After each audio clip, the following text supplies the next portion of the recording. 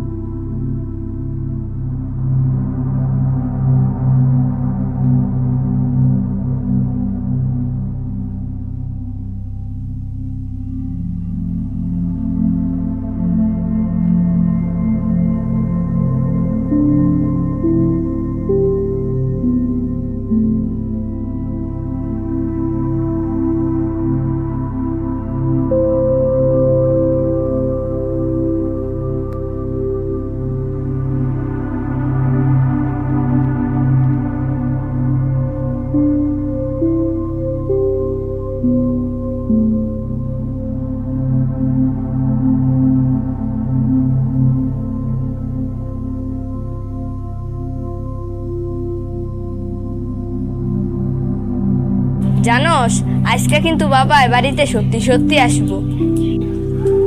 তুই তো এমনই বলস, বাবাই তো আর আসে না।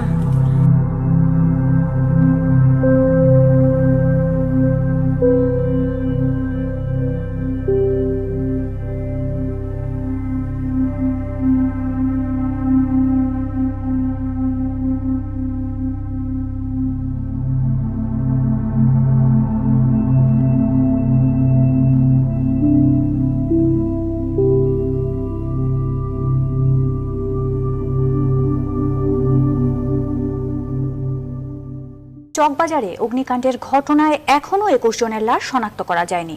আর বার্ন ইউনিটে চিকিৎসারতদের মধ্যে 5 জনের অবস্থা এখনো আশঙ্কাজনক। মানুষের জীবনটা কচুপাতার পানির মতো। একটি দুর্ঘটনায় কত কত স্বপ্ন ঝরে যায়, কে রাখে তার খবর?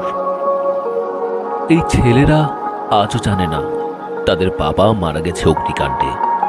তারা এখনো অপেক্ষায় থাকে বাবার জন্য, একটি লাল শার্টের জন্য।